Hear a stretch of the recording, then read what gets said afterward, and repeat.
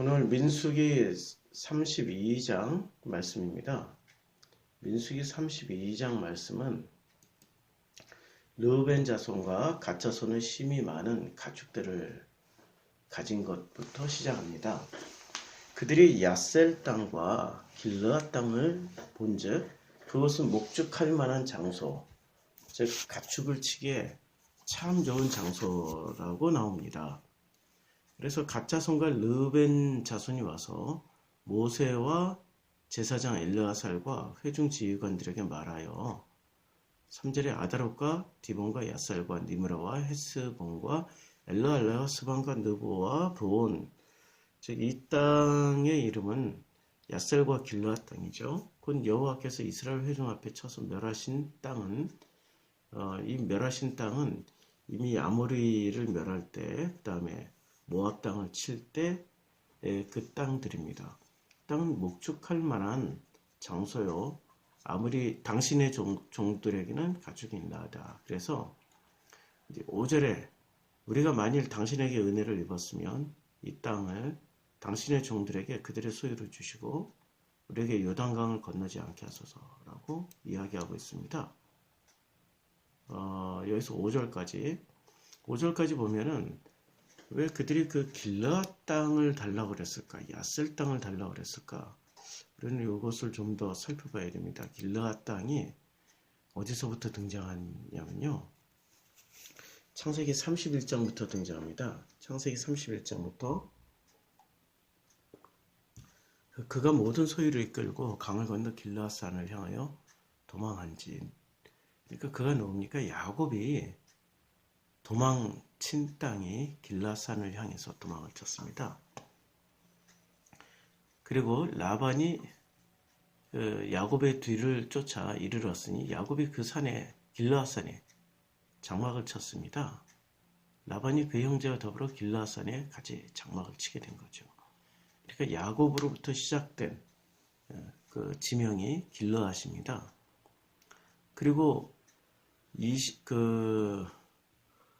민수기 26장에 보면 뭐라고 나와 있냐면 민수기 26장 29절에 보면 므낫세 자손 중 마길에게서 난 자손은 마길 종족입니다. 그런데 이 마길이 길르앗을 낳았습니다. 그리고 길르앗에서 난 자손은 길르앗 종족이 된 것이죠. 그리고 이 길르앗 땅은 결국에는 그 므낫세 자손의 땅입니다. 26장 30절 길르앗 자손에 이르하니 그래서 길르앗 자손이 등장하게 되는 거죠. 이에셀에게서 난 이에셀 종족과 헬렉에서 난 헬렉 종족이 26장 30절에 언급이 됩니다. 그리고 요셉의 아들 민수기 27장 1절 요셉의 아들 므낫세 종족에게 므낫세의 현손 마길의 증손 길르앗의 손자 헤벨의 아들 슬로브핫의 딸. 이렇게 슬로브핫의 딸들은 바로 길르앗의 후손이었습니다. 그리고 그 딸들의 이름이 말라, 노아, 호글라, 밀가, 디르사라고 언급이 되어 있습니다. 그리고 이 길르앗 땅은 이제 신명기에서 보면 이렇게 신명기 3장 15절에 모세가 이렇게 말씀하고 있습니다. 내가 마길에게 길르앗을 주었고 라고 말씀하고 있습니다. 마길에게 길르앗을 주었다는 말은 이렇습니다. 민수기 26장 29절에 그 말씀 회복시켜 준 거죠. 므낫세의 자손 중에 마길에서 난 자손은 마길 종족입니다. 이 마길이 길르앗을 낳았습니다. 그래서 이 길르앗 땅을 마길에게 준 것이죠. 그러니까 지금 32장 1절에서 르벤 자손과 갓 자손은 심이 많은 가축들을 가지게 된 겁니다. 그들이 야셀 땅과 길르앗 땅을 보게 되고 그곳의 땅이 탐이 난 겁니다. 그래서 갓자손과 르벤 자손이 와서 모세와 제사장 엘르아살과 회중 지휘관들에게 말하여서 그 땅을 달라고 이야기합니다. 그럴 때 그 땅을 배분을 받는 사람들이 누가 배분을 받냐면은 르벤과 갓자손이 그 땅을 배분받아야 되는데 르벤과 갓자손 플러스 33절에 보면 모세가 갓자손과 르벤 자손과 요셉의 아들 므낫세 반지파에게 그 땅을 줍니다. 아모리인의 왕 시온의 나라와 바산 왕 옥의 나라를 주되 이렇게 말씀하고 있습니다. 그러니까 이 길르앗 땅의 그 근원, 길르앗 족속의 근원인 므낫세에게 그 땅을 또 배분을 해줍니다. 그러니까 므낫세는 애초에 요단 동편에 자리 잡기를 원하지 않았고 그런 말도 한 적이 없지만은 그 땅의 근원, 즉 마길의 땅, 마길의 후손인 길르앗, 그 므낫세의 후손, 마길의 후손 길르앗에게 그 땅을 다시 되돌려주는 차원에서 반지파는 동편에 놨고 므낫세의 반지파는 요단강을 건너 서편에 가게 만드는 겁니다. 이 땅 지파 배분을 보면 이렇게 되죠. 그래서 므낫세, 동편의 므낫세 반지파가 남고요. 갓지파가 남습니다. 르벤 지파가 남고요. 그 다음에 요단강을 건너서는 납달리, 아셀, 스불론, 므낫세 반지파, 이사갈, 에브라임, 단, 베냐민, 유다, 시몬 지파가 건너가게 되는 거죠. 그런데 여기 지명을 보면요. 이 지명에 지금 므낫세 반지파에게 바라돈 여기 쪽은 서쪽이고요. 이 동편의 땅 배분집. 그래서 이 동편 쪽에 갓지파, 그 다음에 길르앗, 므낫세 지파의 그 경계를 보면 이렇게 되어 있습니다. 갓지파의 영역은 이제 위로 되어 있고요. 므낫세는 그 아래 땅을 차지하고 있는데요. 예, 여기 길르앗 나못, 길르앗 야베스, 예, 이렇게 다 차지하고 있습니다. 그리고 르벤은 그 아래 땅을 차지하고 있죠. 자, 므낫세, 갓지파, 르벤. 예. 그러니까 갓지파가 결국 처음에는 길르앗 땅을 갓지파가 차지하게 됩니다. 이 최초에 이 지파 배분받을 때 갓지파가 차지하게 되는데 나중에는 므낫세가 이 길르앗 땅을 도로 차지하게 됩니다. 그러니까 종족 간의 전쟁도 있었다는 얘기죠. 아니면은 원래 이 므낫세 반지파의 길르앗 족속들이 나중에 이게 차지하게 되는 거죠. 신명기에 따르면. 그래서 이 길르앗 땅의 기원은 므낫세의 지파의 기원이다. 이렇게 말씀드릴 수 있습니다. 자, 그런데 문제가 생겼습니다. 요단강을 건너가지 않겠다라고 하는 거죠. 누가요? 갓과 르벤 지파가. 그래서 어떻게 됩니까? 요단강을 건너가지 않겠다고 할 때 모세가 갓자손과 르벤 자손에게 6절에 이렇게 말씀하고 있습니다. 너희 형제들은 싸우러 가거늘 너희는 싸우러 가지 않고 여기 앉아 있고자 하느냐?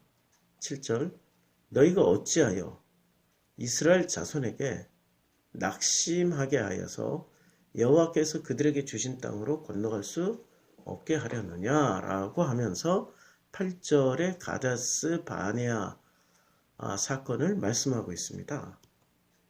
가데스 바네아에서 이제 정탐을 하라고 정탐꾼을 보냈을 때 9절에 그들이 에스골 골짜기가 이 포도송이가 나오는 골짜기였죠.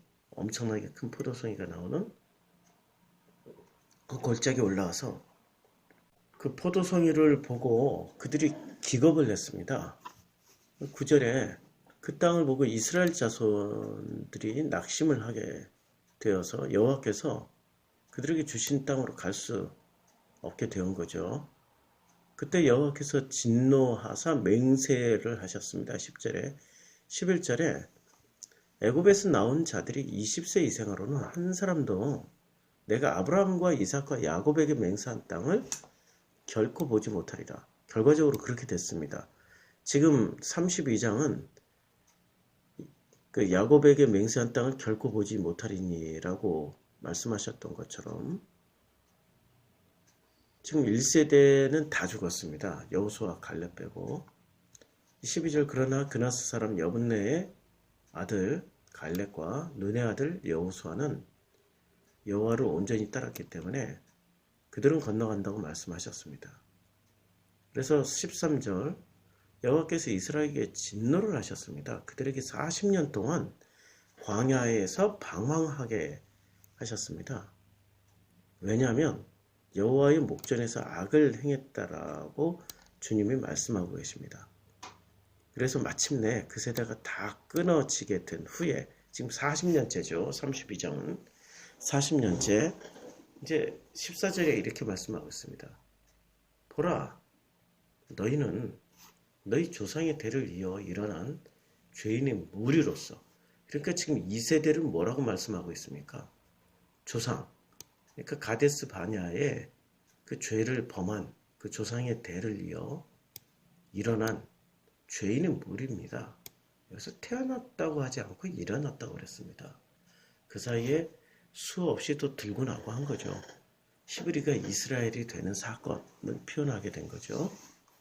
그래서 이스라엘을 향하신 여호와의 노를 더욱 심하게 하는도다.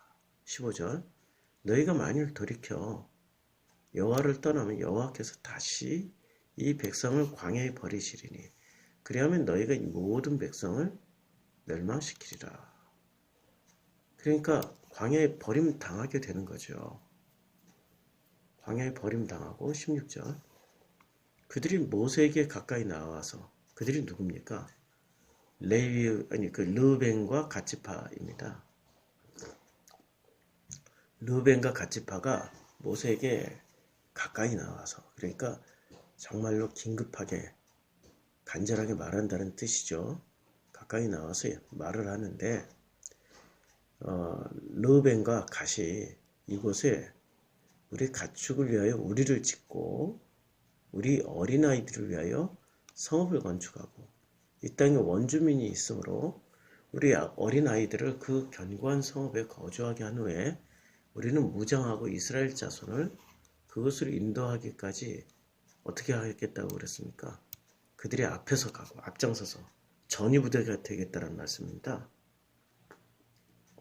18절 이스라엘 자손이 각기 기업을 받기까지 우리 집으로 돌아오지 아니하겠사오며 우리는 요단 이쪽 곧 동쪽에서 기업을 받았사오니 그들과 함께 저쪽에서는 기업을 받지 아니하겠나이다.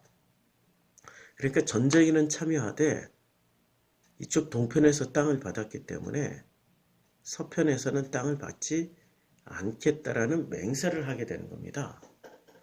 그러자 20절에 모세가 그들에게 말씀을 합니다.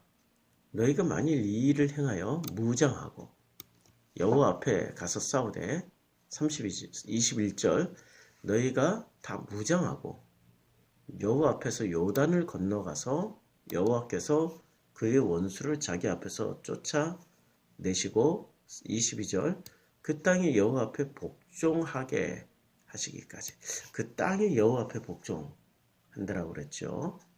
복종하기까지 싸우면 중요한 단어가 싸우면입니다.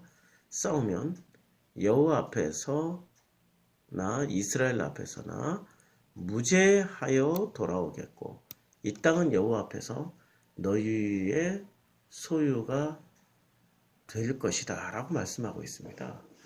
그러니까 지금 이 반전의 반전이 일어난 장면인데요. 르벤과 갓지파가 여기가 좋사오니 여기다 초막새 찍고 여기서 살겠습니다 라는 그 변화산에서의 배고요의 고백을 하고 있는 거죠. 그랬더니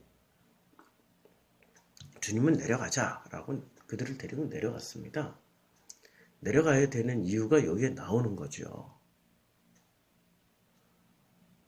만약에 내려가지 않으면 어떻게 되는 거죠? 이게 바로 그들이 변화산에 올라가서 예수님을 본 것은 그 세상에서 구분된 장소로 올라가게 된 거죠. 그게 거기서 주님을 만나게 된 거죠. 그 주님을 만나는 데가 광야였을까요? 아니면은 그곳이 가나안 땅이었을까요? 주님을 만나는 데는 광야에서 만나는 거죠. 구름기둥과 불기둥으로 만나와 메추라기로 그리고 장막을 통하여서 거기에 임재하신 여호와를 만나게 되는 거죠. 그리고 그 여호와를 만났으면 다시 어디로 내려가는 겁니까? 그들이 올라왔던 땅으로 내려가는 겁니다. 제가 지난번에 그 창세기 37장을 통해 가지고 그 가나안 땅과 그리고 애굽의 땅이 같다라고 말씀드렸죠. 43장인가 47장인가 제가 해놓고도 헷갈리는데 나중에 찾아보시고요. 민수기 강의할 때 설교할 때 말씀드렸습니다. 그러니까 그들이 애굽에 나와서 도로 어디로 들어가야 되는 거죠? 애굽으로 들어가는 장면이죠. 변화산 사건이. 그런데 지금 르벤과 갓지파는 그들은 가나안 땅으로 들어가지 않겠다라는 거죠. 근데 가나안 땅에 들어가는 목적이 뭐죠? 애굽으로 다시 들어가는 목적이 뭐죠? 변화산에서 다시 세상으로 내려오는 목적이 뭐죠? 그것은 무장하고 21절에 민수기 32장 21절에 너희가 다 무장하고 여호와 앞에서 요단을 건너가서 첫 번째는 무장을 하는 겁니다. 두 번째는 요단강을 건너가는 거예요. 그 다음에 세 번째는 여호와께서 그의 원수를 쫓아내는 겁니다. 그리고 네 번째 22절 그렇게 해서 원수를 다 쫓아내야 그 땅이 여호와 앞에 복종하게 되는 거죠. 땅을 구약 성경에서 땅이 나오면 뭐로 읽으라고 그랬죠? 마음으로 읽으라고 그랬죠? 그러니까 그 마음이 애굽되었던 그 마음이 여호와 앞에 복종하게 되기까지 어떻게 하라고요? 22절 싸워야 된다는 겁니다. 싸우게 되면 여호와 앞에서나 이스라엘 앞에서나 무죄하다라고 말씀하고 있습니다. 그렇죠? 그러니까 변화산 사건에서 세상에서 산에 올라가서 주님을 만나고 그들은 거기에 초막새 찍고 내려가기 싫다라고 할 때 주님이 내려가자라고 말씀하십니다. 그럼 내려가는 데는 도로 세상으로 내려가는 거죠. 세상으로. 지금 르벤과 갓이 이 요단 동편에서 만나와 메추라기, 구름기둥과 불기둥이 계속 존재할 줄 알고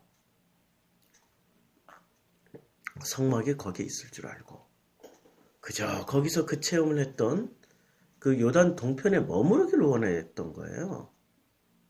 그럴 때 모세는 강력하게 요단강 건너가자.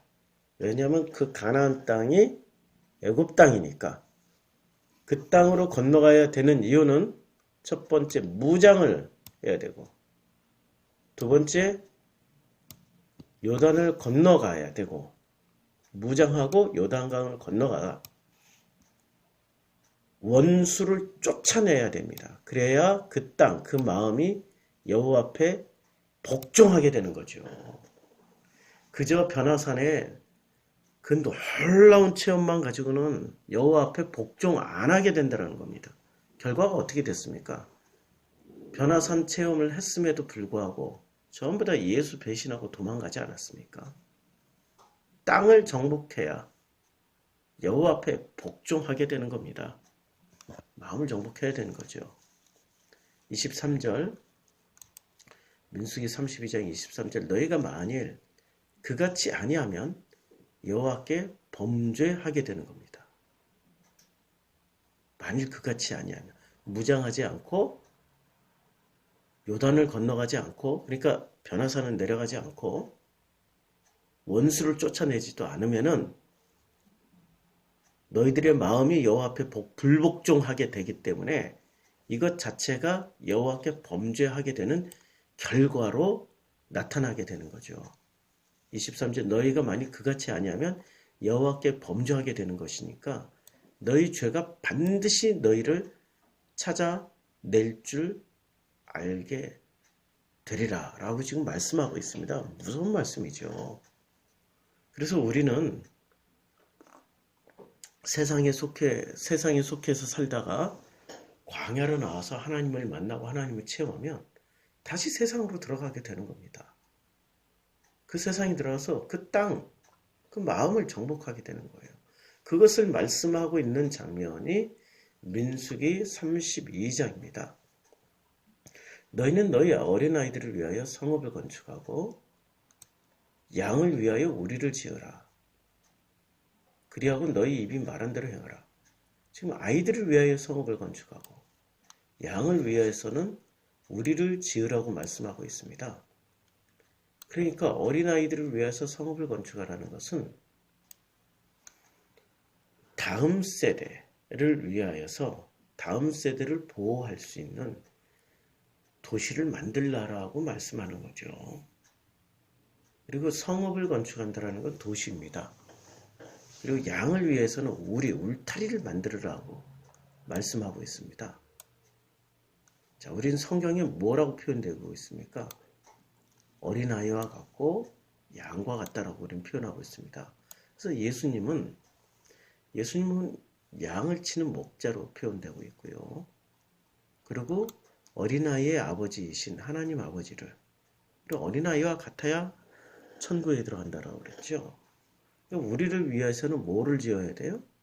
우리 같은 신자들을 위해서는 우리 사람으로 치면 성읍. 이 성읍을 건축해야 됩니다. 성읍 안에서는 무엇이 일어나죠? 먹고 자고 생활하고 배우고 시장을 보고 부부싸움도 하고 갈등도 일어나고 그에 법적인 소송도 일어나고 그 성읍에서 일어나는 일들입니다. 그러니까 아이들이 살아갈 세상이 천국이 아닙니다. 도로 세속이에요. 그런데 양을 위해서는 울타리를 치라고 그랬습니다. 그러니까 우리가 또 양일 경우에는 울타리 어떤 보호막을 쳐서 보호를 해주기도 합니다. 그러니까 우리가 이제는 변화산에 올라갔다가 내려오고 아니면 요단강 동편에서 서편으로 넘어가게 되면 지금 성읍을 건축하고 우리를 짓게 되는, 지금 우리는 두 가지 혜택을 받는 거죠. 세상 사람들은 성읍만 건축하고 살지 몰라도 이제 하나님의 양이 된 우리에게는 울타리가 쳐지게 되는 거죠. 이 울타리의 모습은 진영 바깥과 진영 안쪽으로 잘 표현되고 있습니다. 25절 가짜 손과 르벤 자손이 모세에게 대답하여 이르되 주의 종들인 우리는 우리 주의 명령대로 행할 것입니다. 우리의 어린아이들과 아내와 양떼 모든 가축은 이곳 길르앗 성읍들에 두고, 지금 우선은 그 르벤이나 갓자손이나 전부 다 길르앗 성읍에 둡니다. 그리고 종들은 우리 주의 말씀대로 무장하고 여호와 앞에서 다 건너가서 싸우리이다. 다 건너가서 싸우게 되는 겁니다.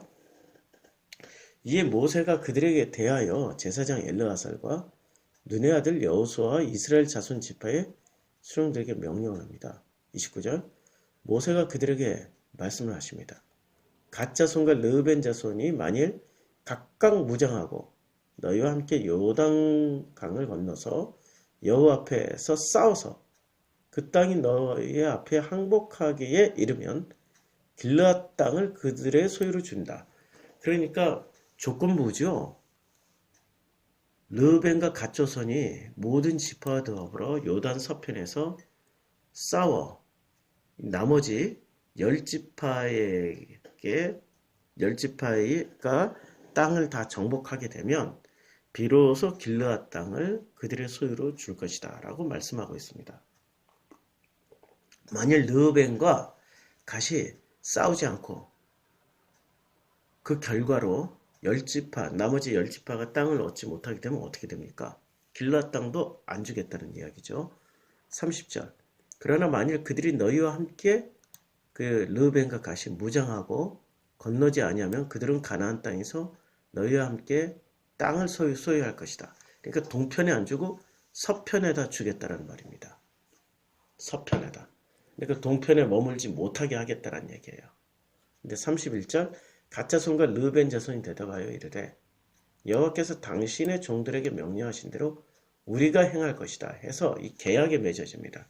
요단 동편에 가족과 가축을 남기고 어린아이와 그리고 요단 서편으로 르벤과 갓지파가 가서 나머지 10지파가 땅을 다 차지할 때까지 싸우게 되는 겁니다. 그걸 맹세를 하게 돼요.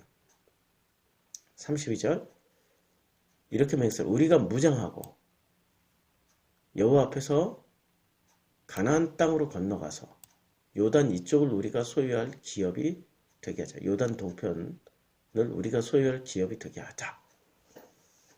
이렇게 이제 말씀을 합니다. 33절 모세가 갓 자손과 르벤 자손과 요셉의 아들, 요때 요셉의 아들 므낫세 반지파가 등장을 합니다. 왜냐하면 길르앗 땅은 므낫세의 후손, 마길의 후손 길르앗의 땅이었기 때문에 반지파에게 아모리 왕 시온의 나라와 바산 왕 옥의 나라를 주되 곧 그 땅과 경내의 성읍들과 그 성읍들의 사방 땅을 그들에게 주게 됩니다. 여기서 보면 이미 아모리의 땅, 그 다음에 시온의 나라, 바산 왕 옥의 나라를 전멸시켜버린 겁니다. 그런데 그 땅을 놔두고 모세는 무조건 서쪽으로 가자라고 명령을 하게 된 거죠. 그러니까 정복한 땅을 차지하는 게 훨씬 쉽지 않습니까? 그런데 요단 건너 서편으로 가자라는 거죠. 이거는 합리적이지도 않고 계산에서도 어긋나고 참 여러 가지 그 세속적인 생각, 인본주의 생각으로 말이 안 되는 거죠. 근데 인본주의는 그게 합리적이죠.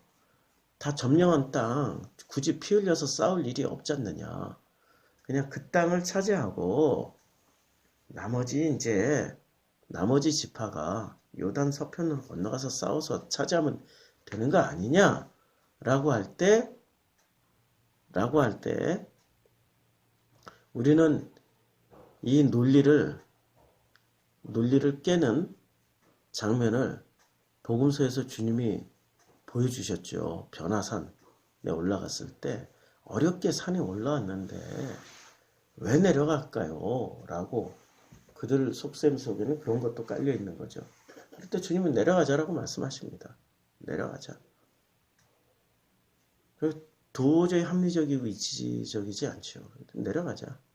왜냐하면 그 세속의 땅, 세상의 땅에 내려가서 여호와 앞에서 무장을 하고 세속으로 건너가서 그리고 원수를 무찌른 다음에 그 땅을 차지해야 된다는 거죠. 마음을 차지하게 되는 거죠.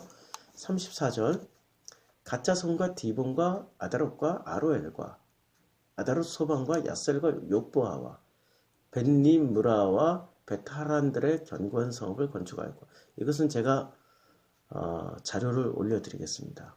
르벤 자손은 헤스본과 알레와 기랴다임과 느보와 바알 모온들을 건축하였고 그 이름을 바꿔 끝에 신마를 건축하고 성읍한 성 이름을 주었습니다. 39절 므낫세의 아들 마길의 자손은 가서 길르앗을 쳐서 빼앗고 거기에 있는 아모리인을 쫓아냈습니다. 므낫세의 아들 마길의 자손 그러니까 그 길르앗의 후손들이죠. 후손들이 길르앗을 드디어 쳐서 빼앗고 거기 있는 아모리인들을 쫓아냈습니다. 평판 듣기 좋아하는 사람들을 쫓아냈죠. 모세가 길르앗을 므낫세의 아들 마길에게 주었습니다. 그가 거기 거주하였습니다. 므낫세의 아들 야일은 가서 그 그 촌락들을 빼앗고 하봇 야일이라고 불렀고, 노바는 가서 그나과 그 마을들을 빼앗고 자기 이름을 따라서 노바라고 불렀습니다. 결국에는 길르앗 땅은 므낫세의 아들 마길에게 가게 됐습니다. 그 땅을 차지하게 된 거죠. 여기서 우리는 땅 뺏는 전쟁, 땅 배분하는 문제를 놓고 우리는 서로 설왕설래하는 장면을 보게 됐습니다.